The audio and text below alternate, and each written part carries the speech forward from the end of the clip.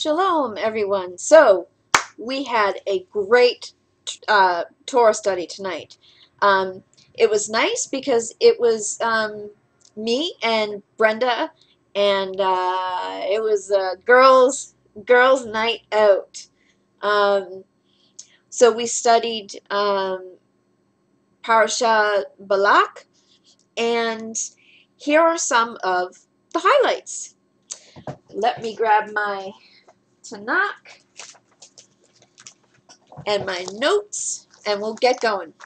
So, one of the first things that that really struck me is chapter 22, verse 5, where Balak is talking about the Israelites and saying that the Israelites hide the earth from view. And I really liked the way that was worded. It's a very beautiful way of saying, there are tons and tons and tons and tons of Jews, man. Okay, and so in chapter 22, verse 20 of Bamidbar, it says, here's my notes. Why was God angry that Balaam went? Okay, yeah, this is really important. Okay, it says here, and I will quote it because this is just craziness. I don't know what was going on here. Maybe someone can let me in on this little ditty here. Okay, so it says, let me see, what was it? 22:20. Okay, 22. Here we go. 22. Oh, one page is sticking together. Come on, you. Oh, look at this. This is going to take me 10 minutes. Here we go. 22:20. It says, okay, that night God came to Balaam and said to him, if these men, who are the second round of dignitaries that Balak sent, okay, if these men have come to invite you to go back to see Balak,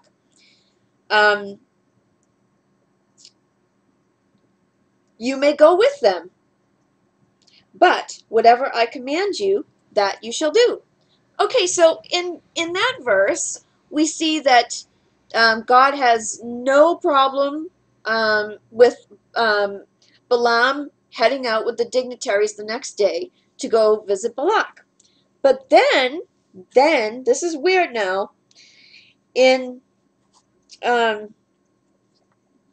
verse 22, so chapter 22, verse 22, it says, but God was incensed at his going.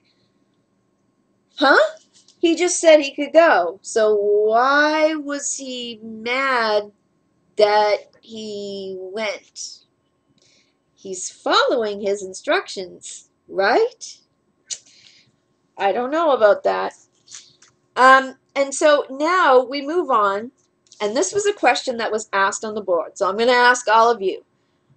Do you think the donkey really spoke? Do you think so? Let's hear your comments below. Now, I'll tell you what I think. I don't think the donkey really spoke.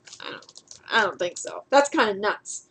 But we see in chapter 22, verse 30, that this donkey reminds Balaam that she's never strayed off the roads before. She's never behaved like that before. The only reason she was doing that was because an angel of the Lord was in front of her. And I think the only reason why the donkey was speaking is a metaphor. Basically, it was Balaam noticing, finally, that this donkey that he's had for all this time has never behaved in such a manner. So there must be something up. And of course, God removes the blinds from Balaam's eyes, and suddenly Balaam can see that there's an angel of the Lord in front of him. Now we move on to 23, verse 13. This is Balak's craziness. what he does is he goes on top of all of these different places to get Balaam to look down at the Israelites. And I think what he's trying to do is he's trying to like impress upon him that there are so many Israelites. But when he doesn't get what he wants from Balaam, when he doesn't get Balaam to curse the Israelites, he brings them on top of a place where when you look down, there's just desolation. I mean, that's what it says in my JPS Tanakh.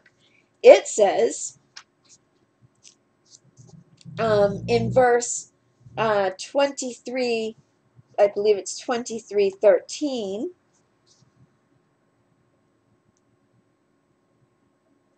Yeah, it says, "Come with me to another place from which you can see them.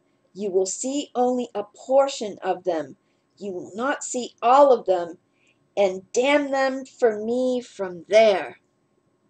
So, basically, Balak is like, okay, well, you'll only be able to see a little bit of them. So maybe if you only see a little bit of them, you might not have such a problem giving a curse. Because there's just a few, right? Even though there's a ton of them, I'm just only going to show you a few. So then Balak tries this again, and he brings him up to a point where it's called the wasteland. And the note here, look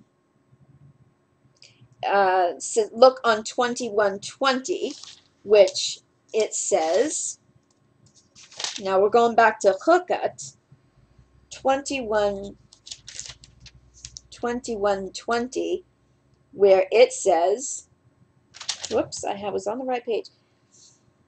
"And from Bamoth to the valley that is in the country of Moab, at the peak of Pisgah, overlooking the wasteland."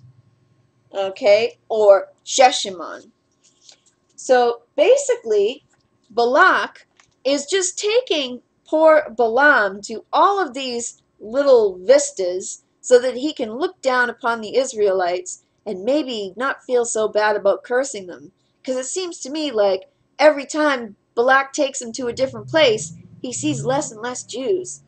Maybe that's some sort of psychological thing he's trying to do to get him to curse the Jews. Anyway, moving on, there's a really cool part where I know my camera's all screwed up here. It's not staying straight. It's just not staying straight. It's just being a pain in the neck.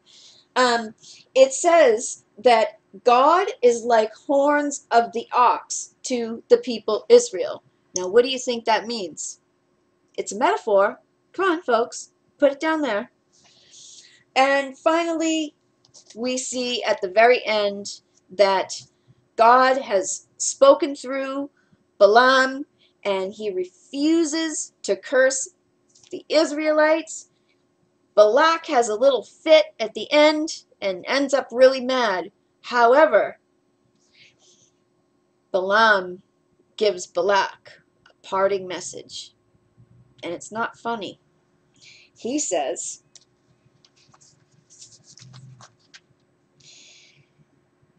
"Word of Balaam, son of Beor, word of the man whose eye is true, word of him who hears God's speech, who obtains knowledge from the Most High, and beholds visions from the Almighty, prostrate, but with eyes unveiled. What I see for them is not yet. What I behold will not be soon. A star rises from Jacob." Okay, what's a star rising from Jacob? Think about it. Think about it. In the low bar. Comment, what is the star that rises from Jacob?